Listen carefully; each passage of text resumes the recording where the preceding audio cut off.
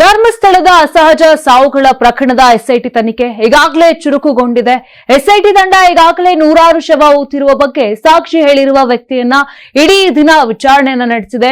ಧರ್ಮಸ್ಥಳ ಠಾಣೆಯಿಂದ ಪ್ರಕರಣದ ದಾಖಲೆಯನ್ನು ಪಡೆದುಕೊಂಡು ಹೋಗಿದ್ದಾರೆ. ಇಂದು ಅನಾಮಿಕ ವ್ಯಕ್ತಿಯ ಜೊತೆಗೆ ಸ್ಥಳ ಮಹಜರು ಮಾಡುತ್ತಾ ಇರುವುದು ತೀವ್ರ ಕುತೂಹಲಕ್ಕೆ ಕಾರಣವಾಗಿದೆ. ಇನ್ನು ಧರ್ಮಸ್ಥಳ ಅಸಹಜ ಸಾವು ಪ್ರಕರಣಗಳ ದೂರು ಕೇಳಿ ಬಂದಾಗಿನಿಂದನೂ ಕೂಡ ಪ್ರಮುಖವಾಗಿ 8 ಘಟನೆಗಳು ನಡೆದಿವೆ. 8 ಘಟನೆಗಳು ಧರ್ಮಸ್ಥಳ ಪ್ರಕರಣಕ್ಕೆ ಹೊಸ ತಿರುವುಗಳನ್ನ ನೀಡ್ತಾ ಇದೆ. ಯಾವೆಲ್ಲ 8 ಘಟನೆಗಳು ಒಂದೊಂದಾಗಿ ಹೇಳ್ತಾ ಹೋಗ್ತೀನಿ ನೋಡಿ. ನಂಬರ್ 1, ಜುಲೈ 4ರಂದು ಅನಾಮಿಕ ವ್ಯಕ್ತಿಯಿಂದ ದೂರು ಸಲ್ಲಿಕೆ. ಧರ್ಮಸ್ಥಳ ಗ್ರಾಮದಲ್ಲಿ 100ಕ್ಕೂ ಅಧಿಕ ಶವಗಳನ್ನ ಹೂತು ಹಾಕಿದ್ದೇನೆ ಅಂತ ಧರ್ಮಸ್ಥಳ ಪೊಲೀಸ್ ಠಾಣೆಯಲ್ಲಿ ಜುಲೈ 4ರಂದು ವಕೀಲರ ಮೂಲಕ ಅನಾಮಿಕ ವ್ಯಕ್ತಿ ಲಿಖಿತ ದೂರು ನೀಡಿದ್ರು. ನಂಬರ್ 2, ಜುಲೈ 11ರಂದು ಕೋರ್ಟ್ಗೆ ಹಾಜರು. ಜುಲೈ 11 ಶುಕ್ರವಾರ ಸಂಜೆ ಬಿಗಿ ಪೊಲೀಸ್ ಬಂದೋಬಸ್ತ್ನಲ್ಲಿ ಅನಾಮಿಕ ವ್ಯಕ್ತಿಯನ್ನ ಬೆಳ್ತಂಗಡಿ ನ್ಯಾಯಾಲಯಕ್ಕೆ ಕರೆತರಲಾಯಿತು. ನ್ಯಾಯಾಲಯದಲ್ಲಿ ನ್ಯಾಯಾಧೀಶರದ ಮುಂದೆ ಈ ವ್ಯಕ್ತಿ ಸುಮಾರು 1 ಗಂಟೆ 20 ನಿಮಿಷಗಳ ಕಾಲ ತನ್ನ ಹೇಳಿಕೆಯನ್ನ ನೀಡಿದ್ರು. ನಂಬರ್ 3, ಜುಲೈ 15 ಹೆಚ್ಚಿದಂತ ಪ್ರತಿಭಟನೆಗಳು.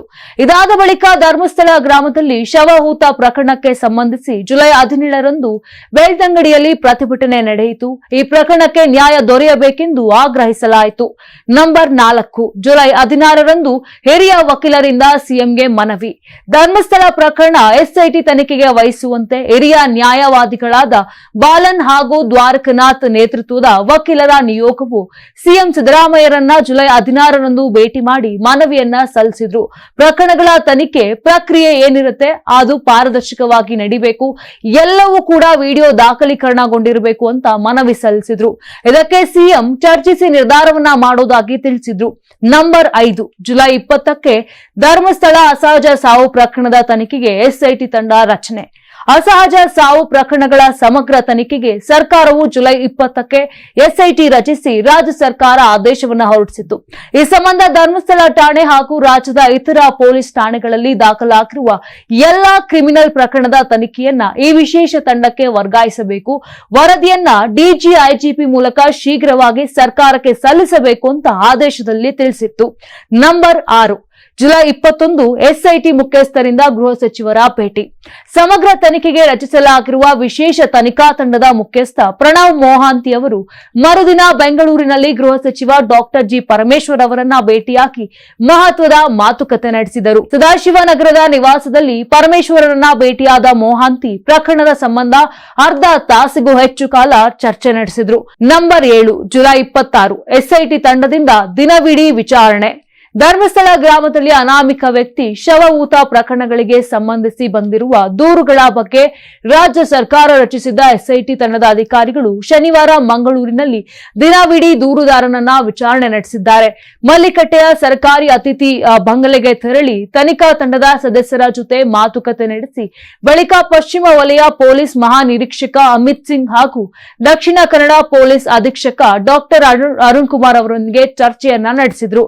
ನಂಬರ್ 8, ಜುಲೈ 28ರಂದು ಸ್ಥಳ ಮಹಜರು ಸಾಧ್ಯತೆ. ಧರ್ಮಸ್ಥಳ ದೂರು ಪ್ರಕರಣದ ತನಿಖೆ ಇಂದು ಕೂಡ ಮುಂದುವರೆದಿದೆ. ಪ್ರಕರಣಕ್ಕೆ ಸಂಬಂಧಿಸಿದಂತೆ ತಲೆಬುರುಡೆ ತೆಗೆದ ಜಾಗದಲ್ಲಿ ಎಸ್ಐಟಿ ಅಧಿಕಾರಿಗಳು ದೂರುದಾರನ ಜೊತೆ ಇವತ್ತು ಅಂದ್ರೆ ಜುಲೈ 28 ಸೋಮವಾರ ಹೋಗಿ ಸ್ಥಳ ಮಹಜರನ್ನ ನಡೆಸಲಿದ್ದಾರೆ. ತನಿಖಾಧಿಕಾರಿ ಜಿತೇಂದ್ರ ಕುಮಾರ್ ಮತ್ತು SP CS Simon Belthangady SIT ಕಚೇರಿಗೆ ಆಗಮಿಸಲಿದ್ದಾರೆ. ಬೆಳ್ತಂಗಡಿ ಎಸ್ಐಟಿ ಕಚೇರಿಯ ಮುಂದೆ ಅರಣ್ಯ ಇಲಾಖೆಯ ರೇಂಜರ್ ತ್ಯಾಗರಾಜ್ ಮಹರ್ಜರಿಗೆ ತಯಾರಿ ಕೂಡ ನಡೆಸ್ತಾ ಇದ್ದಾರೆ. ಈ 8 ಪ್ರಮುಖ ಘಟನೆಗಳು ನಡೆದಿರುವಂತದ್ದು. ನಮ್ಮ ಕರ್ನಾಟಕ ರಾಜ್ಯದಲ್ಲಿ ಕಳೆದ ವರ್ಷದ ನೀಟ್ ಮತ್ತು ಐಐಟಿ ಜೆಇಇ ಪರೀಕ್ಷೆಯಲ್ಲಿ ಸಾವಿರಾರು ಉಚಿತ ಮೆಡಿಕಲ್ ಹಾಗೂ ಐಐಟಿ ಸೀಟ್ಗಳನ್ನು ನೀಡಿರುವ ನಮ್ಮ ಹೆಮ್ಮೆಯ ಎಕ್ಸೆಲ್ ಅಕಾಡೆಮಿಕ್ಸ್ ವಿದ್ಯಾಸಂಸ್ಥೆಯಾಗಿದೆ. 1 ವರ್ಷದ ಲಾಂಗ್ ಟರ್ಮ್ ನೀಟ್, ಸಿಇಟಿ ಮತ್ತು ಐಐಟಿ ಜೆಇಇ ದಾಖಲಾತಿ ಪ್ರಾರಂಭವಾಗಿದೆ. ಮೆಡಿಕಲ್ ಅಂದರೆ ಎಕ್ಸೆಲ್, ಎಕ್ಸೆಲ್ ಅಂದ್ರೆ ಮೆಡಿಕಲ್. ನಾನು 86 kg ಇದ್ದವಳು 71 kg ಬಂದಿದ್ದೀನಿ. ವಯಸ್ಸಾದ್ಮೇಲೆ ಸ್ಮಾರ್ಟ್ ಆಗಿ ಕಾಣ್ತೀರಾ ಅಂದ್ರೆ ಜಿನ್ನಿ. 126 kg ವೇಟ್ ಇದ್ದು ನಾವು ಈಗ 114 kg ಲೆಕ್ಕ ಬಂದಿದ್ದೀವಿ. ಯಾವುದೇ ಸೈಡ್ ಎಫೆಕ್ಟ್ ಆಗಿಲ್ಲ. 84ರಿಂದ 50 kg ಬಂದೆ. ಆಮೇಲೆ ಸಣ್ಣಗೆ ಫಿಟ್ ಆಗಿದ್ದೀನಿ. ಅದಕ್ಕೆ ನಾನು ಯೂಸ್ ಮಾಡ್ತಾ ಇರೋದು ಜೀನಿ ಸ್ಲಿಮ್. 84ರಿಂದ 50 kg ಬಂದೆ. ಆಮೇಲೆ ಸಣ್ಣಗೆ ಫಿಟ್ ಆಗಿದ್ದೀನಿ. ಅದಕ್ಕೆ ನಾನು ಯೂಸ್ ಮಾಡ್ತಾ ಇರೋದು ಜೀನಿ ಸ್ಲಿಮ್.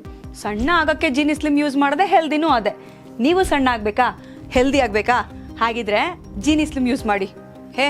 ಸಣ್ಣ ಆಗೋದಕ್ಕೆ ಯಾವುದೋ ಪ್ರಾಡಕ್ಟ್ ಹೇಳ್ತಾ ಇದ್ದಾಳೆ, ಏನಾದರೂ ಸೈಡ್ ಎಫೆಕ್ಟ್ಸ್ ಇದೆ ಅಂತ ಯೋಚನೆ ಮಾಡ್ತಾ ಇದ್ದೀರಾ? ಖಂಡಿತ ಇಲ್ಲ, ಯಾಕಂದ್ರೆ ಇದು ಕೆಮಿಕಲ್ ಫ್ರೀ. ಸಣ್ಣ ಆಗಬೇಕು ಅಂದರೆ ಜೀನಿ ಸ್ಲಿಮ್ ಯೂಸ್ ಮಾಡಿ. ಹೆಚ್ಚಿನ ಮಾಹಿತಿಗೆ ಕೆಳಗೆ ಡಿಸ್ಪ್ಲೇ ಆಗ್ತಿರೋ ನಂಬರ್ಗೆ ಕಾಲ್ ಮಾಡಿ.